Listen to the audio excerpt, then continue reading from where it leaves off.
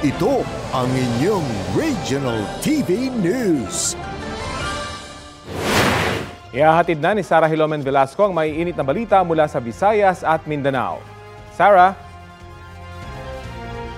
Salamat, Rafi! Patay ang isang lalaki habang sugatan ng kanyang ka-live-in matapos pagbabarilin sa loob ng kanilang bahay sa Cebu City. Sa Bacolod City naman, nahuli ka ang pagnanakaw sa isang lalaking nakatulog sa labas ng isang tindahan. Ang mainit na balita hatid ni Cyril Chavez ng GMA Regional TV. Kita sa CCTV ang isang lalaking tulog sa mesa sa labas ng isang convenience store sa Bacolod City. Katabi niya ang isang lalaking nakaitim na nagsisilbi umanong lookout ng lalaking nakaputi. Ilang beses na tinangkang kunin ng lalaking nakaputi ang cellphone sa loob ng bag ng biktima. Maya-maya pa, lumipat siya ng pwesto sa ilalim ng mesa at nakuha ang target na cellphone. Mabilis silang tumakas ng kasabwat na nakaitim. Ayon sa biktima, galing siya sa basketball practice. Nagkataon na walang jeep na dumaraan sa mga oras na iyon, kaya umidlip muna siya sa mesa.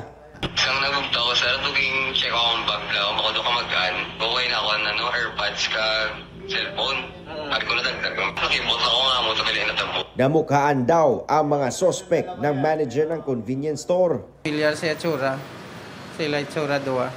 Kung may mga gatulog, ang mga ginapa anuhan sang guard, para nga aware na lang sila. Inireport na ang insidente sa pulisya.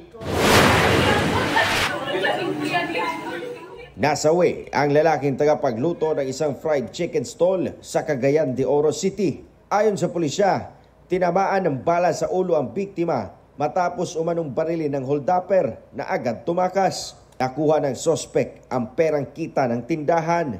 Nagdeklara og hold up kadtong maong suspitsado og halagi nakareact kadtong biktima in town nga tigprito sa manok ilang produkto. Agad nagsagawa ng hot pursuit operation ang pulisya laban sa sospek. Nahuli ang sospek sa kanyang bahay. Todo tanggi siya sa insidente. Duda ng sospek, isa sa kanyang mga nakaaway dahil umano sa online scam. May pa to siya na issue. Kaya gipost mo ko niya sa Facebook pero nga naman gituo sila ato nga tao nga wala man sa crime scene. Kumpiyansa naman ang pulisya na siya ang sospek. Sasampahan siya ng reklamong robbery with homicide. Patay ang isang lalaki matapos silang pagbabarilin ng kanyang live-in partner sa loob ng kanilang bahay sa Cebu City. Ayon sa pulisya, natutulog ang mga biktima nang pasukin ang kanilang bahay. Tinamaan ng bala sa pisngi ang lalaking biktima.